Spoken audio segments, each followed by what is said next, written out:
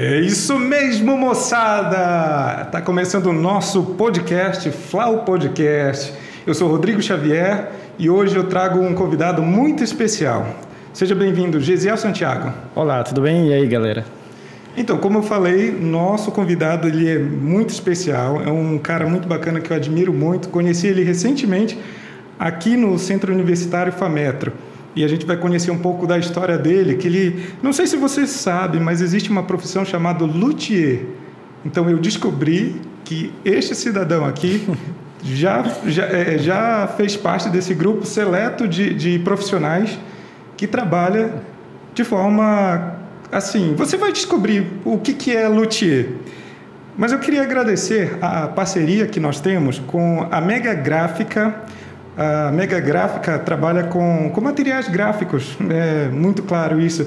Mas para você ter conhecimento dos produtos que ela faz, exatamente. Ficou bem legal. Ficou bem legal a nossa Gostei, caneca aqui. Muito obrigado ao Anderson, ao doutor Anderson Marques da Silva. É doutor, sabia? Parabéns, Anderson. Inclusive, eu quero mandar um grande abraço para o Anderson e desejar um parabéns para ele, porque ele estudou...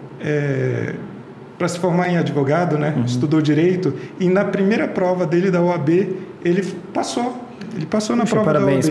Parabéns, Anderson, e que a Mega Gráfica tenha muito sucesso. Ó, você pode conhecer os produtos da Mega Gráfica no Instagram @megagráfica1, tá bom, pessoal? Então a gente aguarda vocês lá. Então, para introduzir aqui a nossa conversa, o Santiago, nosso convidado, ele vai contar um pouco sobre a trajetória dele. Ele que é natural de Bragança, no Pará. Onde é que fica esse município, Gesiel? Bem, e aí, tudo bem com todos? Bragança fica a 300 quilômetros da capital de Belém. A região norte, né, do estado, próximo à Ilha do Marajó. Seria o caminho de acesso para a Ilha do Marajó. E foi lá num vilarejo pertencente a Bragança que eu nasci no ano de 70. Alguns anos atrás, Alguns aninhos atrás, 51 anos atrás. Eita! Isso. Gesiel, me conta aí, como era a vida lá no interior de Bragança? O Gesiel era um cara calmo, tranquilo, era uma criança extrovertida, vivia lá subindo nas mangueiras e tudo mais? Olha, assim, eu era uma criança assim que sempre gostei eu acho que desde quando nasci, eu gostei sempre de desafios. Então, brincar mesmo, aquela coisa de subir em árvore, correr, rio, eu fugia da minha avó para ir tomar banho no rio com os colegas. E inclusive meus filhos hoje, eles assim brincam comigo nesse aspecto, né? Porque eu fugia da minha avó mesmo para ir tomar banho no rio. E quem nunca fugiu da avó, hein? Pois é. E aí quando minha avó descobria, já via, levava um couro lascado, né? É isso aí. Olha, tô falando assim de fugir para tomar banho de rio. Eu lembro que lá em Oriximiná, onde eu nasci, tem o Iripixi. E realmente eu também fazia a mesma coisa, mas eu não fugia. Eu dizia que eu ia para a casa da minha avó, que fica bem na estrada lá do Iripixi, e passava direto. Depois, na volta, para justificar que eu fui para a casa da vovó, eu ia lá para a casa dela. Eu era o seguinte, que a minha avó, assim, na época, né, dessa época, a educação na época era muito rígida, muito rigorosa, né? Então, minha avó era desse tipo de pessoa, então não podia de jeito nenhum. E o que eu fazia? Quando eu comecei a estudar, eu tinha educação física. Então, às vezes, o professor ia lá, eu não dava educação física, o que a gente fazia? A gente fugia para o rio. E aí, mas era assim, quando dava o horário de estar em casa, tinha que estar em casa. Foi lá que tu aprendeu a nadar, então? Foi lá que eu aprendi a nadar. Nessas fugidinhas aí. Nessas fugidinhas aí. Olha lá, ó. Beleza. Mas aí chegou uma época de deixar Bragança, de deixar o interior e tomar o rumo da vida, né? Olha, hoje eu agradeço muito aos meus tios, porque a gente vivia lá da roça, né? Trabalho da roça. E eu tinha mais ou menos já os 10 anos quando os tios começaram a vir trabalhar na capital e findaram me trazendo, né? Me trazendo para a capital ou me levando, não sei. E lá foi onde eu já, particularmente, comecei a estudar e domesticado. Fui domesticado, né? Que na verdade levaram lá para me domesticar. Legal. E então foi aí que veio, que eu saí lá do interior e vim para a capital. Então, bom, quem sempre mora numa capital não sabe como é essa transição, né? A gente chega meio perdido na cidade grande, não sabendo o que fazer, para onde ir. Mas assim, como é que foi a vida lá? Você começou a trabalhar, por exemplo? Porque a gente no interior já trabalha junto com os pais, né? E na capital, como é que foi essa vida aí? Olha, primeira coisa, que quando eu cheguei na capital, realmente tudo muito diferente. Diferente, tudo. O que eu pensei? Eu pensei comigo que aqueles costumes que eu tinha lá no interior, na roça, eu queria mudar. Quando eu vi os costumes da capital, eu digo, não, eu vou ter que aprender, vou ter que mudar isso aí, vou ter que me enturmar aí, e foi assim. Então, por causa de algumas necessidades, como é que se fala? Algumas necessidades eu comecei ao trabalho, né, que foi... Eu estava morando com a minha tia e, tipo assim, começou a faltar as coisas em casa. Nossa. E aí foi aonde eu fui para a rua vender picolé. Picolé. Fui vender lá e para ajudar na alimentação. E aos 14 anos, com a média de uns 2 ou 3 anos que eu estava na capital, aí eu fui trabalhar, que foi aonde eu entrei no primeiro emprego. Teu primeiro emprego foi eu acho que auxiliar de padeiro. Auxiliar de padeiro. Foi numa padaria, trabalhar à noite, e trabalhei só por 6 meses porque não gostei da profissão. Eu também não gosto dessa profissão. Não sei porquê. Toda vez que eu venho entrevistar alguém aqui, ou ele é padeiro, ou ele é o baker, sei lá, cara. Também não tem uma boa história. Vocês vão saber isso um dia, talvez. Quem sabe. Olha só, ajudante de padeira você não gostou? Não gostei. Então você resolveu entrar numa outra seara, então. Digamos assim, você passou de padeiro para músico, pelo que a gente já conversou anteriormente? Ou como é que foi essa transição? Não. Antes da música ainda tem uma trajetória ainda que... o meu tio, ele estava trabalhando de pedreiro e através dele eu comecei a trabalhar como ajudante de pedreiro na época. Então eu sempre gostei de desafio, sempre gostei eu olhava alguma coisa que eu gostava, eu ia fazer de tudo para mim aprender, entendeu? Sempre eu tive isso comigo.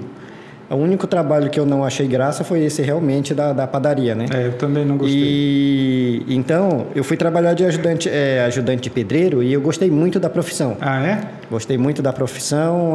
Carregar massa, colocar tijolo, é o quê? Gostei de fazer tudo que tem na profissão. Olha, que legal. E ao ponto de... Hoje eu tenho a classificação de auxiliar técnico em edificação. Nossa! Então, não sou o cara, como dizem, né? Mas 80% da construção civil eu sei fazer. Olha, que legal! E foi através disso aí. E a música foi o seguinte, que eu participava de uma comunidade religiosa e tinha um senhor lá que trabalhava lá e participava também, e ele tinha uma marcenaria. E ele me chamou: você quer trabalhar comigo? Eu digo, mas o que é marcenaria? E ele me explicou lá e eu vou lá. Então eu sempre fui isso, gostei de algo, eu ia lá atrás, eu ia correr atrás, aprender tudo. E aí eu fui trabalhar com ele na marcenaria. E como a marcenaria tem a ver com a ligação da música? Da música, pois é. Fui trabalhar lá e ele tocava violão. Sim. Ele tocava violão e eu, no interior, uma vez, voltando lá no interior, eu vi, como quando criança, eu vi um senhor tocando violão. E aquilo ali eu achei muito interessante, aquilo ali, sabe? Eu fiquei encantado com aquilo ali. Então, a partir daquele momento, eu tinha dentro de mim que se houvesse uma oportunidade que eu iria aprender a tocar violão. Olha, que bacana. Eu já tentei uma vez tocar violão. E aí, através desse senhor, dessa marcenaria, eu aprendi as duas coisas. Ele começou a me ensinar a tocar violão, aprender aí, e a marcenaria também. Foi aonde eu aprendi a marcenaria, me tornei um profissional como marceneiro. E depois, para frente, por consequências de algumas situações, eu findei abandonando a profissão de marceneiro. Mas aprendeu a tocar violão. Mas eu sou marceneiro e aprendi a tocar violão com ele. E a música entrou aí. Então,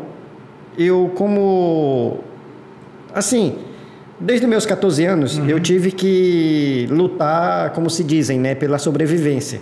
Sim. Então, eu nunca tive assim, um suporte familiar para que eu pudesse estudar, focar naquilo que eu queria. E quando eu comecei a música, eu tinha decidido que eu queria música como profissão. Para mim, eu queria viver da música. Entendi. Por essa dificuldade de algum suporte familiar, eu não consegui viver da música, mas eu ainda toquei depois... mais para frente eu me tornei um profissional da música e toquei algumas bandas ainda. Aos 17 anos, você contou para mim nos bastidores que já era músico. E, assim, eu quero entrar naquele assunto que eu acabei introduzindo aqui ao nosso programa sobre luthier. O que é luthier? É uma profissão que envolve música, que envolve instrumento. Explica pra gente, como é que é essa profissão? Bem legal, bem lembrado. O luthier é o nome dado à pessoa que fabrica instrumentos musicais. Entendi. Entendeu? Qualquer instrumento é falado de luthier. Luthier, o profissional que fabrica o instrumento. Seja ele espécie que for, é o luthier. Tambor, luthier. Luthier. Violão, guitarra, metais são luthier. Luthier. Legal. E como é que você entrou nessa profissão? Bem, bora lá. Entrei nessa profissão. Entrei nessa profissão sem saber, cara. Sem saber, sem imaginar que um dia eu seria um luthier. Começando nessa marcenaria que eu fui aprender a tocar violão com esse senhor. Eu fui trabalhar, né? E ele fazia alguns reparos em violões. E aí, como eu trabalhava com ele começou a me orientar como fazer os reparos, isso aí. E ele findou uma vez fazendo uma guitarra lá, e eu estava junto, ele fez um contrabaixo, tudo, mas eu ali de olho e aprendendo tudo, mas voltado para a marcenaria, não para o luthier. Porque o luthier, na verdade, ele precisa ter o conhecimento em madeira. Em madeira. Ele precisa ter tem bastante conhecimento em madeira. Porque difere uma madeira da outra? Sim, totalmente, por causa que ele tem que conhecer a madeira em questão de tempo de extraída, a idade da madeira e questão de sonorização da madeira, que a madeira fornece. Então, para um instrumento, a madeira precisa ser bastante antiga, mesmo de extração.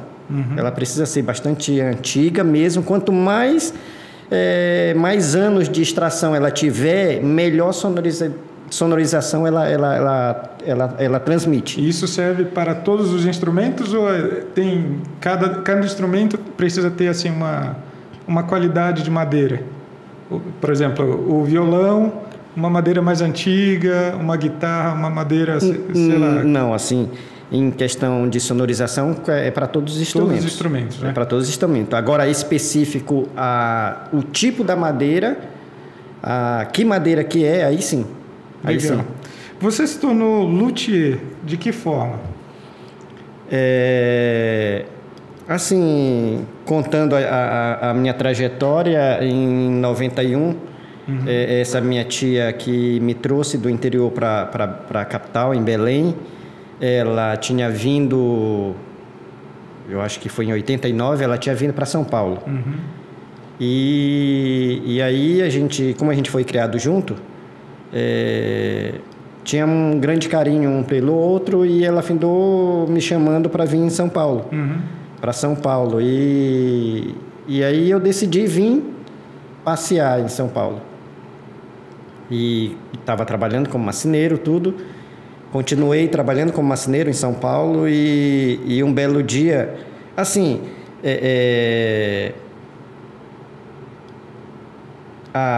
o luthier, por causa que, como eu aprendi a tocar um pouquinho, né, de guitarra, violão, eu comecei a fazer o reparo nos meus instrumentos. Os teus instrumentos. E alguns amigos que às vezes precisavam de algum ajuste, esse negócio, eu fazia.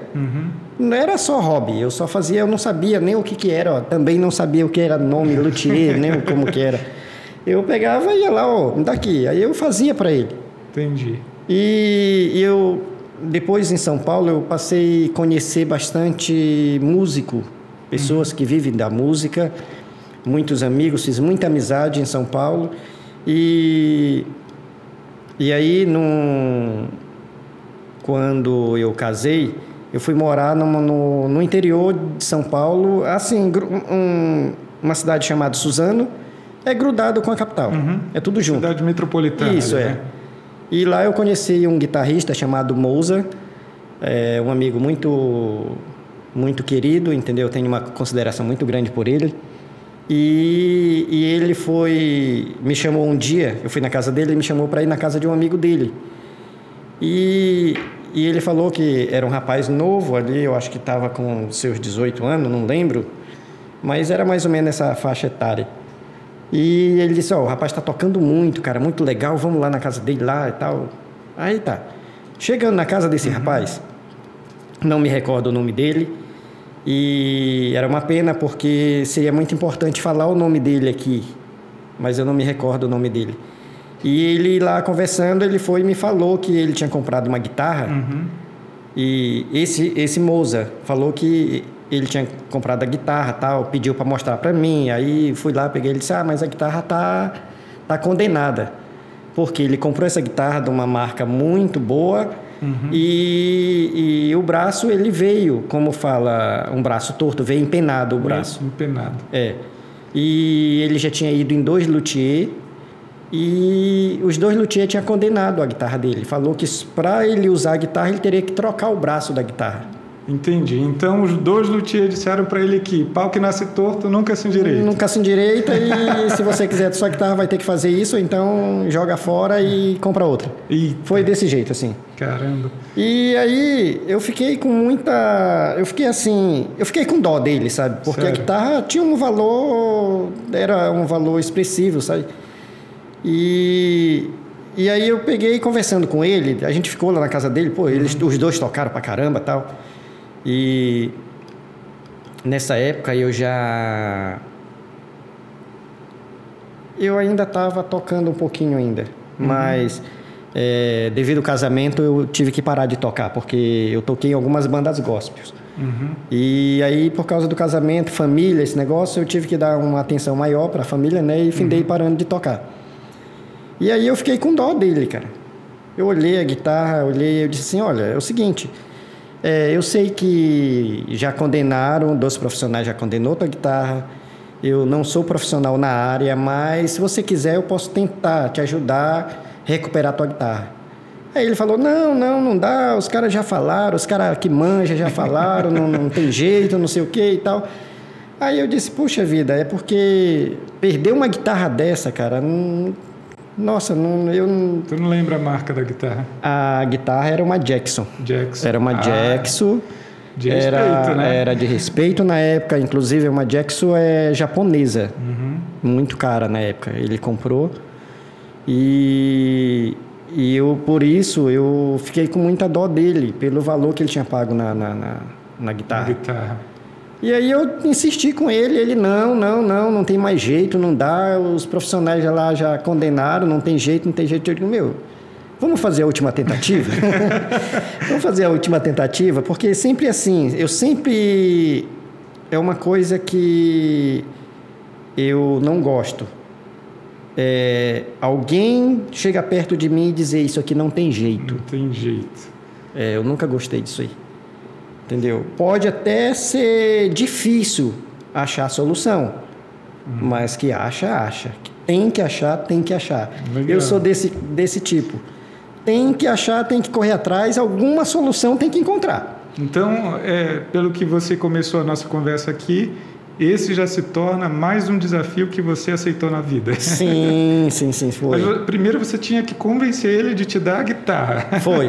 Esse foi o mais difícil, né? Foi mais difícil. Foi mais difícil do que consertar a guitarra dele. Sério? Porque ele estava desiludido e com razão, cara. Porque pelo valor que ele pagou, puxa, nossa. É difícil. Então, foi ali, cara. Pelejei, não foi uma vez nem duas, foi várias vezes que eu pelejei e insisti com ele. O outro amigo também, o Moza, pegou e disse, já que tá perdido, vamos tentar, né? Vai que dá certo. Ou dá perda total. Então, aí, no final, eu convenci, eu tentei, aí ele convenci e ele me entregou a guitarra dele. E eu levei para casa. E, tipo assim, foi uma situação assim que tem muitos profissionais que, quando o profissional ele não ama a profissão dele, por mais pequeno que seja o detalhe, ele condena. Certo. Ele condena. Mas quando o cara ele ama aquela profissão dele, ele vai atrás, ele consegue. Entendeu? Porque eu fui fazer isso não porque eu era um luthier, porque eu não era um luthier. Eu nem sabia que existia esse negócio de luthier. Nem sabia o nome. Eu fiquei sabendo lá com ele. Ah, é? Com ele foi que eu fiquei sabendo desse luthier. E aí eu peguei a guitarra dele porque, tipo assim, eu sempre gostei de desafio. Poxa, tem jeito, não adianta, tem jeito, tem que achar uma solução. A solução pode estar, sei lá, fora do país, mas tem. Tem solução. Tem solução. Aí eu peguei ele se convenceu e eu levei a guitarra para casa. Beleza. E ele se despediu da guitarra? Se despediu da guitarra, como diz, eu acho que ali, sei lá, não acreditando, porque ele não acreditou mesmo, ele não acreditava mais. E aí eu levei a guitarra para casa e consegui descobrir o porquê do problema. E qual era esse problema? Dentro do braço do instrumento, da guitarra, do contrabaixo, existe uma peça chamada tensor, que é um ferro.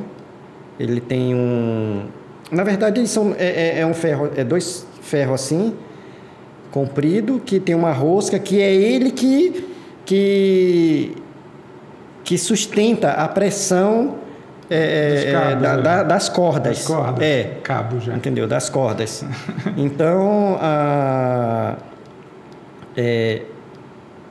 ao fabricar a guitarra, ele vai numa cavidade, tem que fazer uma cavidade assim para encaixar ele. Então, ali tem que ter muito cuidado na hora de colar a escala, que é onde vai os trastos, que muita gente chama de traste, né? Mas não é traste, é trasto. Traste é um outro cara. É o cara que mexe lá.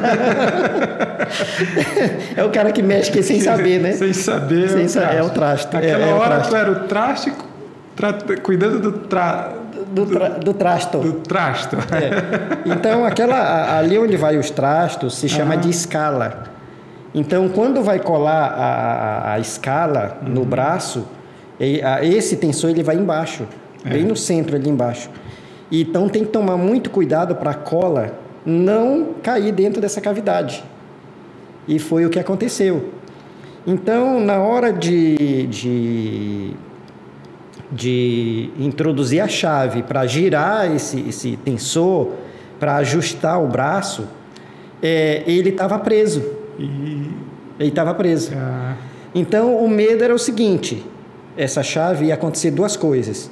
Ou espanar o encaixe, ou ele quebrar, porque ele é de aço rápido. Espanar, que você diz, é o popular cuspir, tipo, isso, rodar e não dá. Ele findava gastando aqui o encaixe. A gente fala cuspir porque é o modo mais popular, né? Quando você tem uma porca e aperta e acaba. Porque, assim, só justificando. É a linguagem popular minha. É porque eu morei em São Paulo 30 anos. E lá se fala espanar. Espanar, né? Espanar. É a mesma coisa do cuspir. Cuspir. É a mesma coisa. Então, é a mesma coisa. Então, ia acontecer isso. Ou cuspir aqui o encaixe, ou ele ia quebrar porque ele é de aço rápido. Entendeu? Então, chegou ali no limite dele, ele ia quebrar.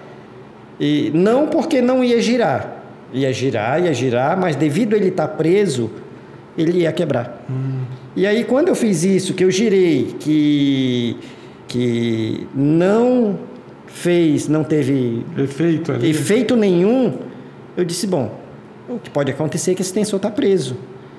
E aí eu fui fazer a técnica, que é algumas técnicas que eu já sabia, foi aonde eu peguei um martelinho, que ele é de silicone, eu já tinha esse martelinho, que era justamente porque o trasto ele é prensado, ele não é colado.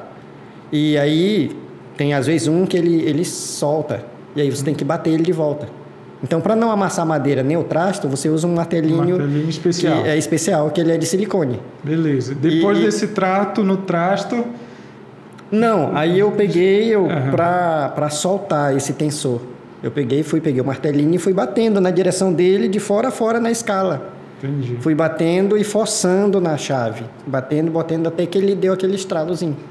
Aí ele soltou. Beleza. Ele soltou e voltou o funcionamento do braço da guitarra que estava torto, estava empenado. E aí eu consegui realmente regular esse braço e levei para ele depois de 3 dias. Legal, mas assim, você tem um conhecimento de marcenaria. Marcenaria. Foi preciso fazer um outro braço ou aquele braço ainda tinha recuperação? Então, foi isso que aconteceu. Justamente isso. O tensor estava travado. Eu acho que com cola, lógico, que com cola ele estava travado. Eu consegui destravar ele. A partir do momento que ele destravou, não ia precisar mais comprar outro braço. Não precisou mais. Entendi. Porque ele entrou em funcionamento e aí conseguiu, como fala, né? Consegui desempenar ele. Entendeu? Desempenar ele e ele voltou a funcionar normal, o tensor, e eu consegui regular tudo. E testei tudo e levei para ele. Beleza. E aí a situação do cara? Ficou feliz? Rapaz, olha, o cara chorou, velho. Sério? O cara chorou. O cara chorou ali de Jackson alegria. Totalmente recuperada. Totalmente recuperada. E eu até me emociono também por causa da felicidade dele, de ter conseguido isso aí. E ele ficou muito feliz, cara. Ele não sabia o que fazer, cara. Ele não sabia o que fazer. Realmente, eu acho que qualquer um de nós, numa situação dessa, não saberia o que fazer, de alegria, né? E aí, eu deixei ele feliz. E fiquei muito feliz por isso, cara.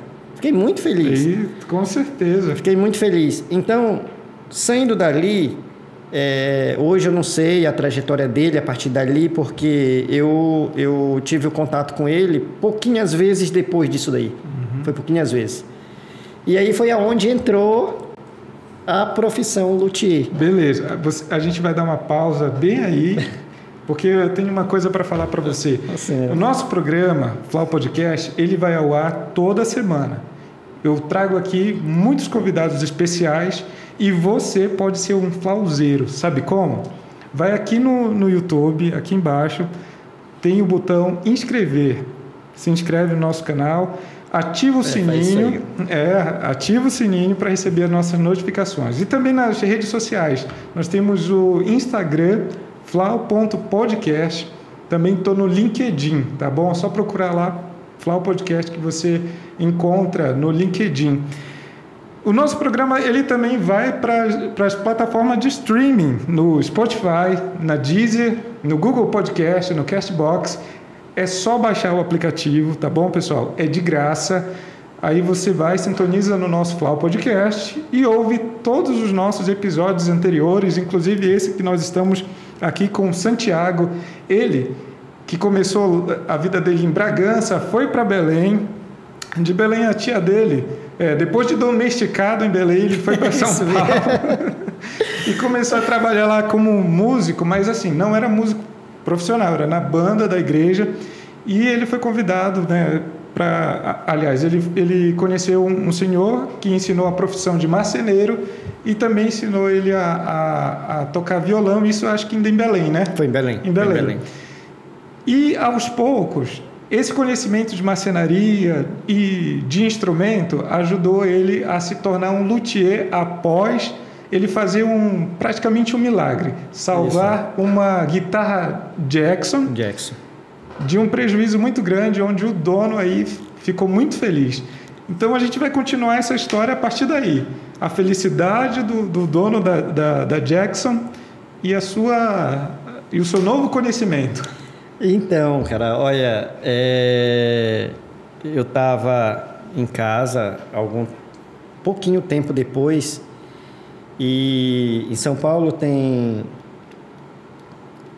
uma escola pública, uma faculdade de música, e eu já conhecia, já conhecia.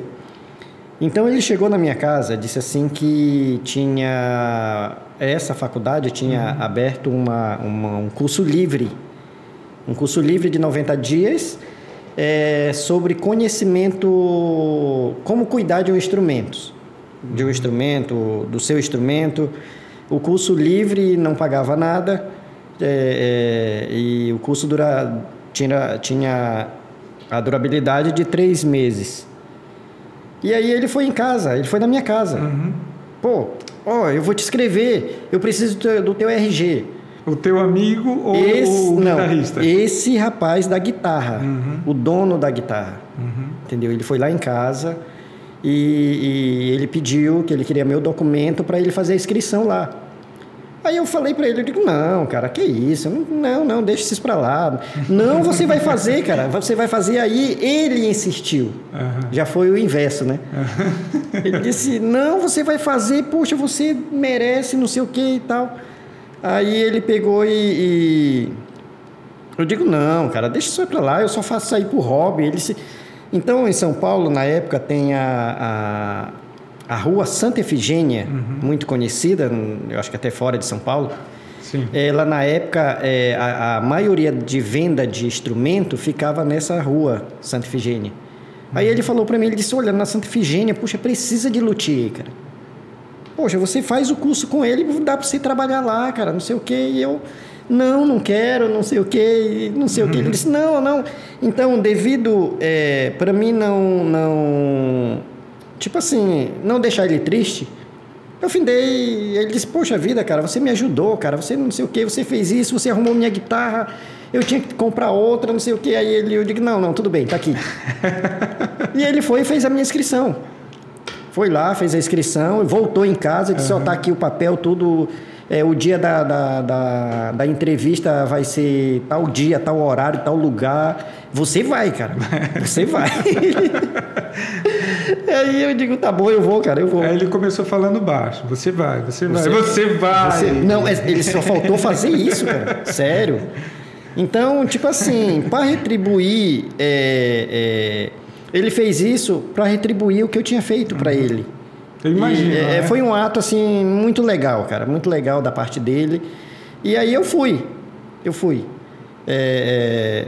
Essa faculdade tem uma unidade, a central é na Estação da Luz, e tinha uma unidade no bairro do Brooklyn.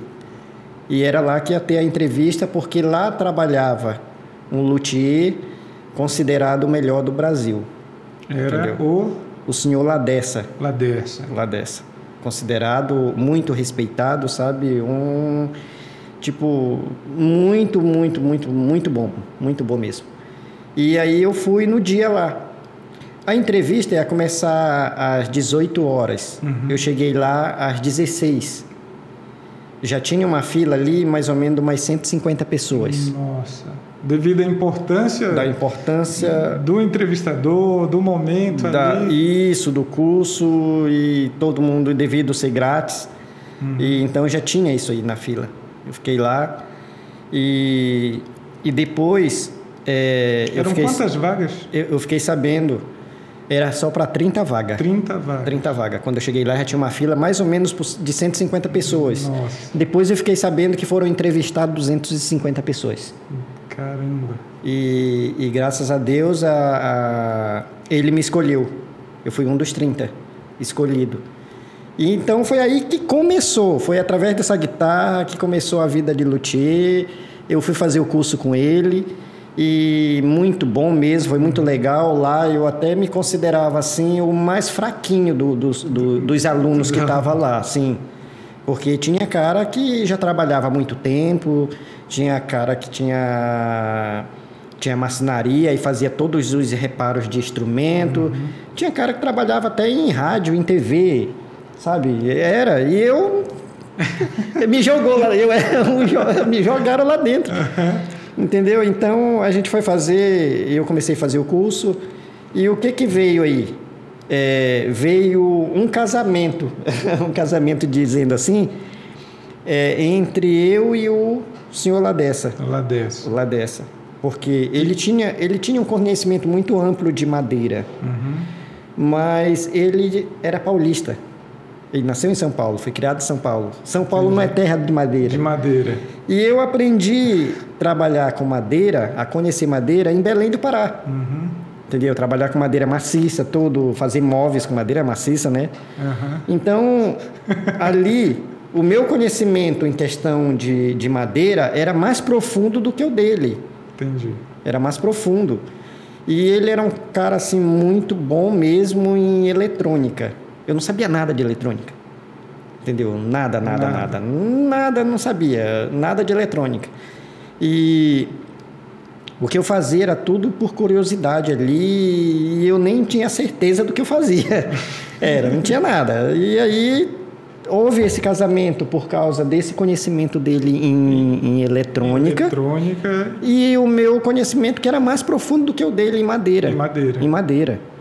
Então a gente começou a conversar, a gente começou, como se diz, né, assim, trocar a gente começou a trocar figurinha, a gente começou e foi muito bom, cara, muito bom mesmo. Legal. Fez o curso de 3 meses e ele gostou da turma, porque nesses 30 alunos só desistiram 5, ficaram 25. E foi assim, foi muito legal, sabe? A gente lá, entre alunos e ele, a gente teve assim um envolvimento muito grande, muito profundo, sabe? O conhecimento de cada um. Foi muito legal mesmo. E qual era o desafio desse grupo aí, desses 25? Qual era o desafio nesse treinamento? É porque era uma classificação. Era uma classificação profissional.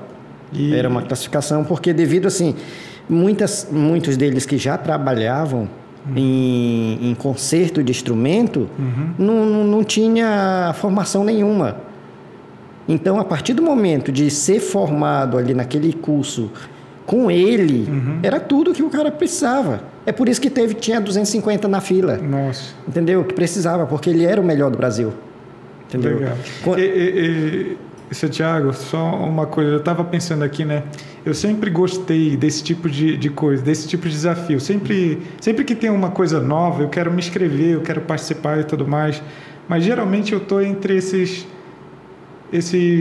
40, 30, 45 e 50 que vão ficar de fora. Mas eu nunca desisto, entendeu? Nunca desisto dos meus sonhos. Mas eu quero, assim... Às vezes não dá liga ali, tu é um profissional legal, tu já tem uma carreira naquele setor, mas quando vai passar por um processo seletivo, tem a questão do dom também, né? Por exemplo, você chegou lá praticamente com conhecimento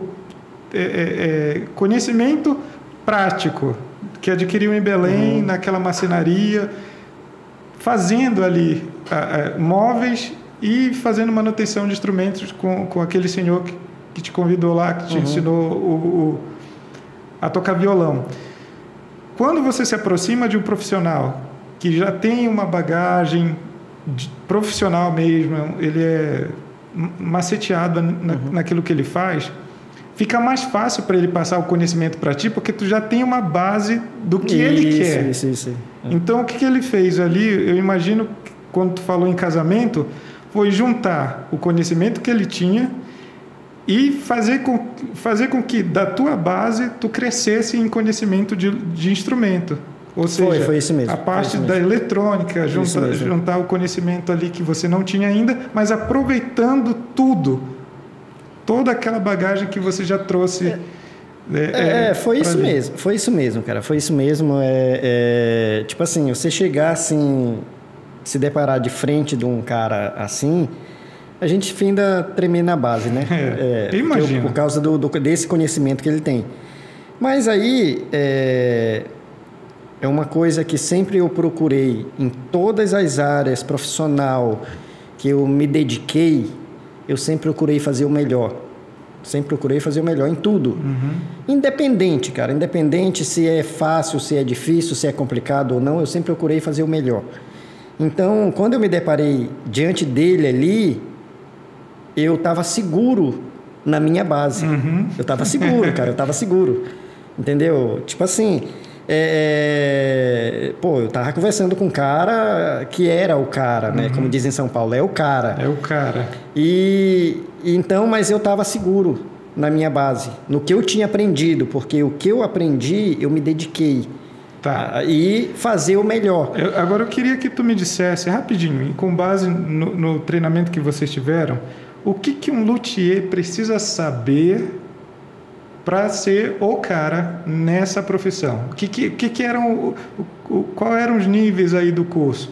Era, sei lá, pegar um instrumento quebrado, consertar, ou é pegar um tipo de madeira, transforma isso em instrumento. Como era a base disso?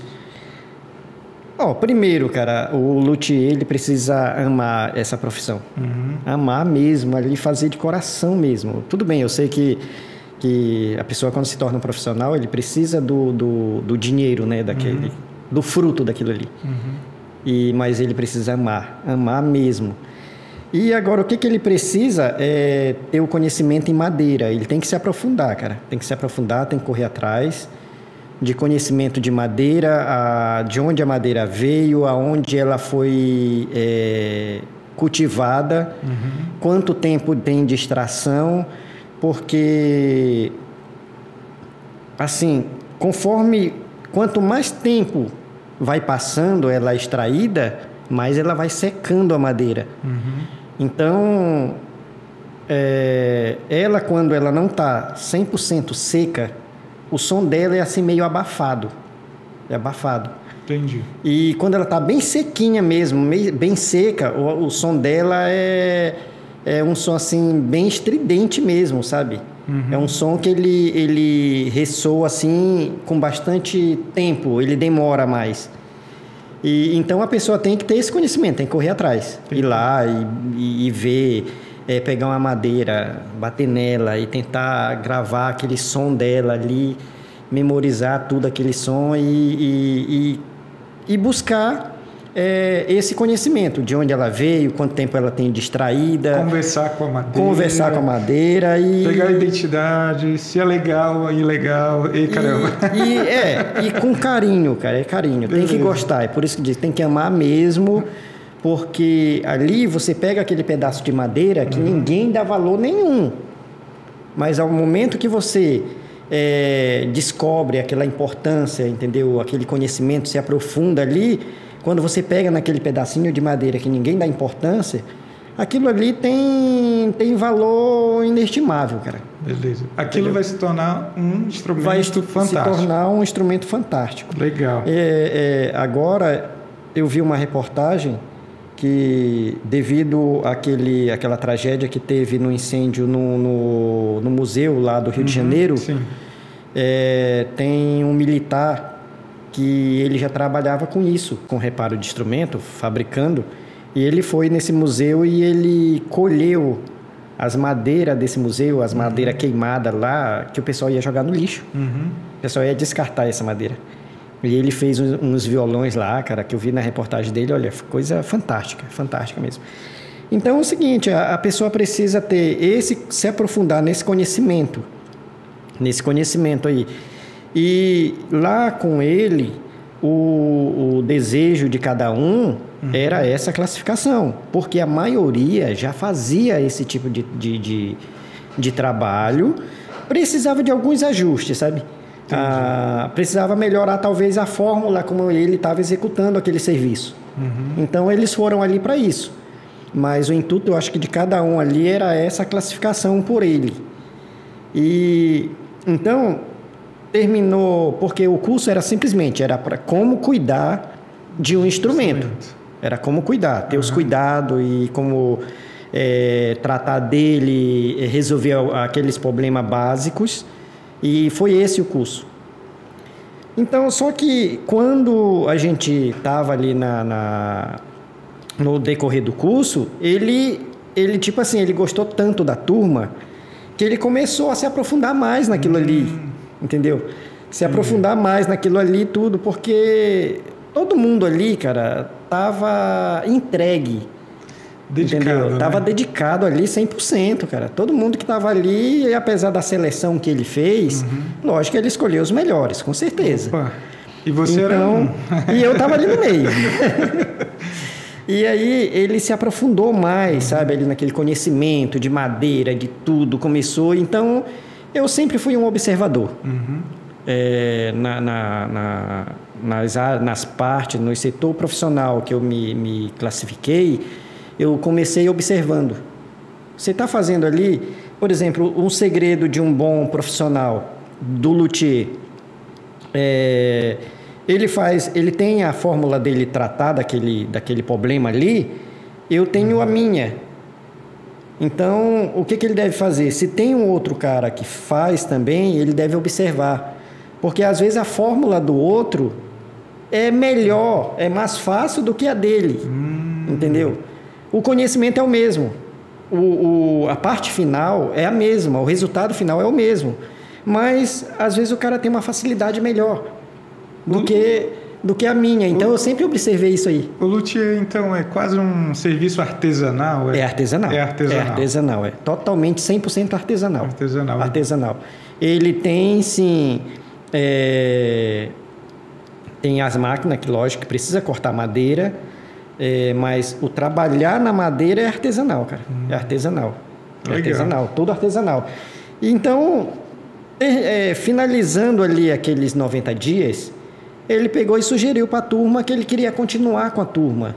Ele queria se aprofundar, porque ele gostou da turma, uma galera super anteciosa, tudo ali. E ele disse assim, não, nós vamos adiante. Nós vamos adiante, cara. Nós vamos lá. Quem quer? Todo mundo quis. E dali foram quantos dias? E aí terminou os 90 dias e ele disse, não, nós vamos prolongar para mais 90. Nossa. Foi. E quando começou a segunda etapa ali, ele disse, agora cada um vai fazer o seu instrumento. Vai fazer o seu instrumento. E você escolhe que instrumento que você quer fazer, mas cada um vai fazer o seu. O que tiver de dúvida, eu estou aqui. E nós começamos lá. Só que, tipo assim, como eu falei no começo, de alguma dificuldade em apoio familiar, nessa época eu já era casado e eu não tinha carro. Eu dependia de transporte público.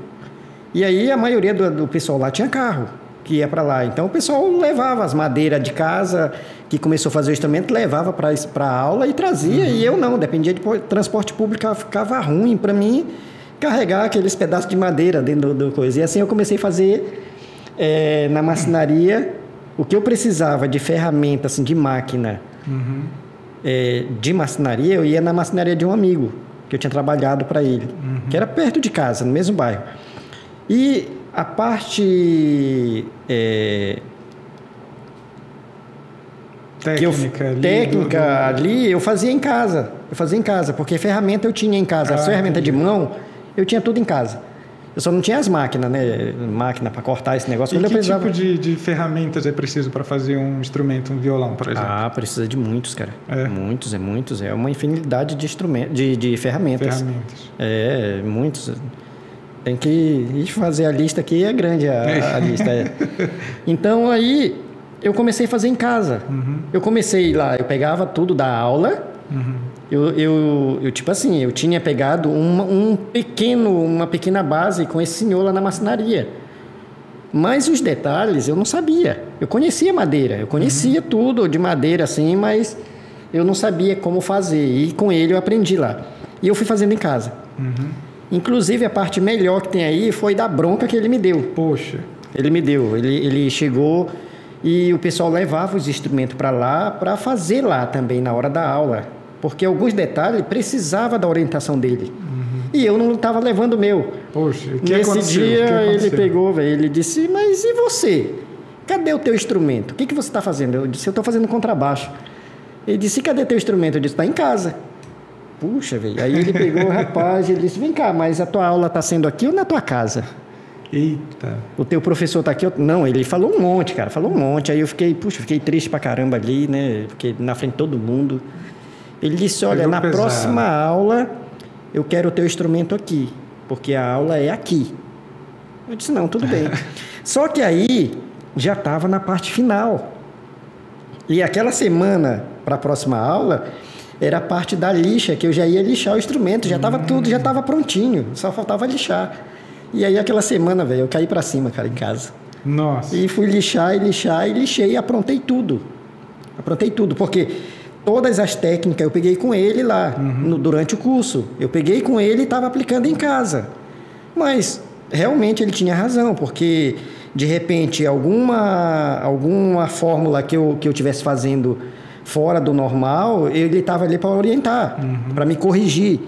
E eu estava fazendo em casa, mas eu estava ciente, entendeu? Eu estava ciente do que eu estava fazendo. Sabe? Você inaugurou o home office, né? Mas era um trabalho, já era um curso que deveria ser feito no local, mas você aplicava tudo o que aprendeu lá na sua casa fazendo o seu trabalho. Mas era mais por causa da dificuldade que eu tinha em conduzir esse material para a escola devido a eu depender de transporte público. Então, na próxima aula eu levei o instrumento. Eu levei um contrabaixo. Ele levou mais um esporro? Não. Não. E chegando lá, ele foi e pediu para olhar. Quando ele olhou, ele não acreditou. Não? Ele não acreditou que eu tinha feito aquele instrumento. Todo cagado. Aí... Rapaz, aí ele não acreditou. Ele pegou e disse, foi você mesmo que fez isso aqui? Eu disse, foi, velho. Sabia. Foi você mesmo? Foi eu mesmo. Poxa, mas então me detalhe aí. Aí eu comecei a falar para ele, não, você falou isso aqui para mim, eu fui lá. Tá aqui, eu mostrei um caderno que eu fazia as anotações tudo e levava para casa. Aí, aqui, ele, nossa, velho, rapaz, ele não acreditou, cara. Sério? Ele não acreditou, porque tipo assim, o trabalho que eu apresentei para ele naquele momento estava ao mesmo nível do trabalho dele. Nossa. Estava ao mesmo nível do trabalho dele, cara. Então você absorveu bem o trabalho, as lições ali. Porque o conhecimento e manuseio com a madeira em questão de trabalhar ela, eu já sabia. Eu já sabia, entendeu? Agora, os detalhes ali do instrumento, eu peguei com ele. Legal. Eu peguei com ele ali nas aulas, ali, tudo ali. E quando eu cheguei lá, o instrumento estava prontinho, pronto para levar para pintura, que fala, né? Que seria para envernizar. E esse era o último serviço antes de entregar o instrumento pronto, tipo, finalizado. Sim, era verniz ali. Era verniz, só que ele não fazia essa parte de verniz. Ele não fazia. Eu sei fazer. Porque na marcenaria você aprende tudo. A invernizar tudo, esse tratamento. O verniz é o mesmo verniz que usa nesses móveis de marcenaria ou não? É um tipo diferente de verniz? Tem um verniz específico. Você pode usar o da marcenaria também, pode usar sim, a maioria usa, mas tem um específico. Entendi. Ele tem um específico e me fugiu na memória agora o nome exato dele. Do verniz, né? E ele é específico, sim. Então, porque, na verdade, todo material que você vai usar na madeira de cola e verniz, ele, quanto menos borracha tiver nele, melhor o instrumento fica. Porque a borracha, ela isola a sonorização. Então, para não isolar, quanto menos a cola, ela tem que ter menos borracha.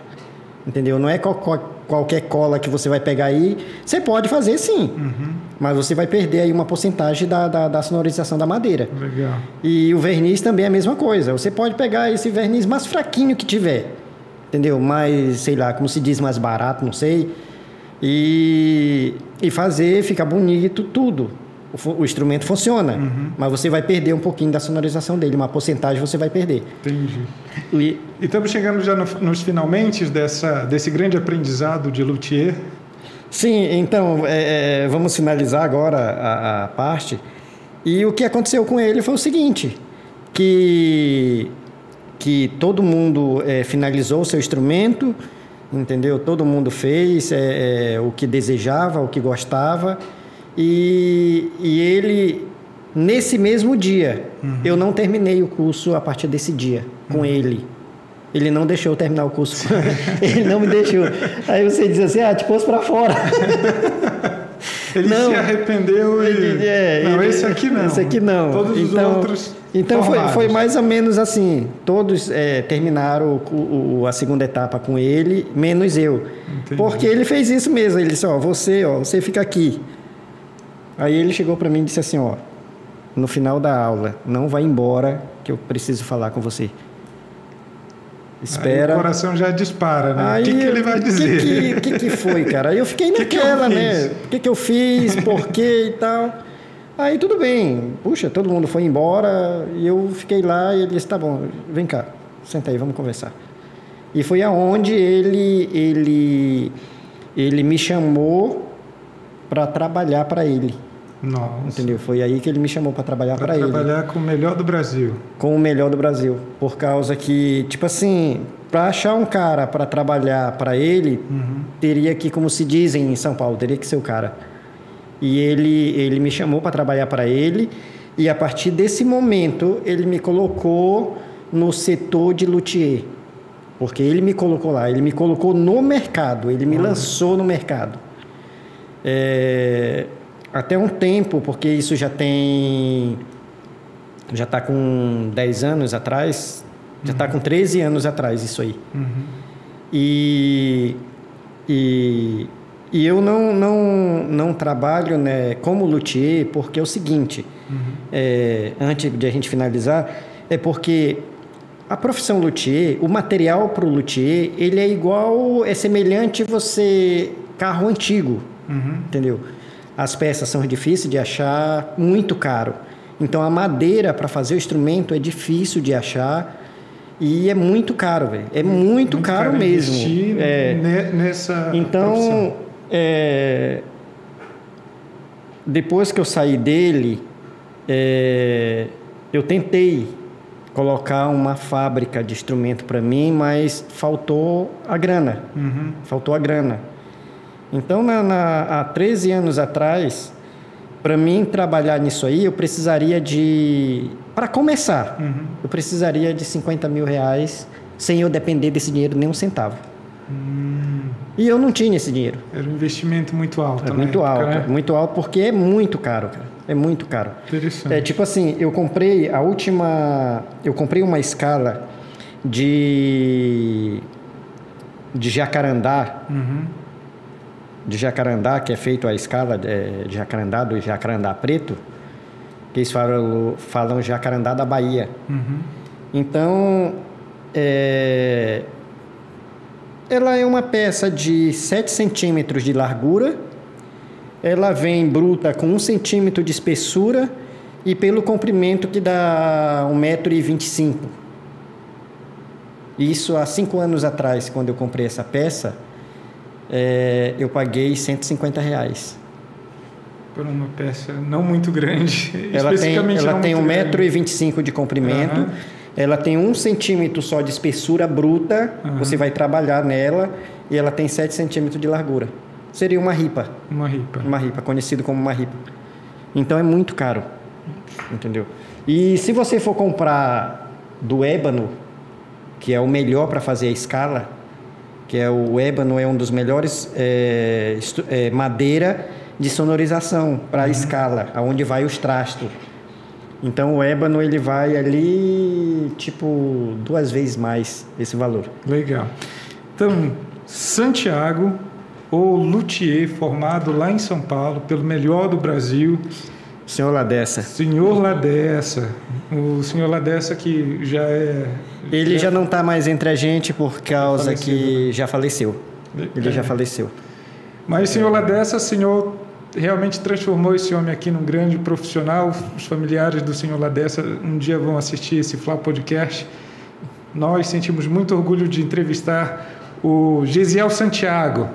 Gesiel, eu quero agradecer a tua presença aqui, mas eu queria que tu olhasse para aquela câmera e falasse para o jovem, porque o que eu vejo na sua trajetória é de encarar os desafios, independente de onde eles estejam, mas sempre buscar um novo conhecimento e colocar no 12 ali, como fala o paraense, né? Coloca no 12 e vai até o fim.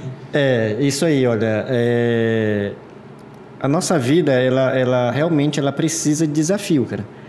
E você se formou em algum tipo de classificação, não é só aquilo ali não, é muito importante você buscar novos conhecimentos e que sempre dizem, né, que quanto mais, melhor, né? Isso, quanto mais conhecimento, melhor. Melhor.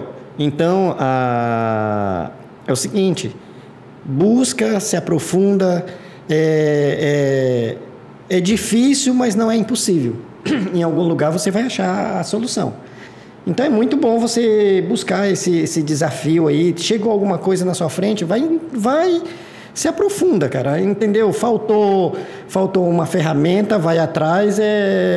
Faltou uma caneta, vai atrás e vamos para cima, porque isso é muito bom para a gente, para a nossa vida profissional, é muito bom mesmo. Então, eu sempre gostei, é uma parte que tem inclusive, assim, já teve pessoas que não sabiam de algum conhecimento técnico meu em alguma área profissional e depois chegou de precisar daquele serviço, eu dizer assim, não, eu faço. E a pessoa dizer, poxa vida, mas tanto tempo contigo eu não te falei, e você não me falou, eu não sabia... Mas assim, porque eu sempre corri atrás. Tinha algum desafio, vou para cima, velho. Vamos para cima, porque é muito bom. Você tem uma classificação, olha, corre atrás, porque é muito bom. É um pouquinho a mais, faz grande diferença, cara. Faz grande diferença, vamos lá. E é o conselho que eu dou. Você se classificou aqui, cara, ainda tem muito passo para frente ainda. Vamos lá, dar esse espaço aí, correr atrás. Não é fácil, não é. Mas o final de tudo isso aí é muito bom. Legal. Então, pessoal, nós recebemos Gesiel Santiago, nosso querido Santiago. Ele que é natural de Bragança, foi assistente de padeiro, mas não gostou dessa profissão, nem eu não gostei. Ele trabalhou em marcenaria, adquiriu conhecimentos na área da música, se tornou um violonista. Não, guitarrista. Se tornou um guitarrista. Também, ao mudar para São Paulo, ele fez ali um serviço que rendeu a ele um curso de luthier e se tornou um profissional na área.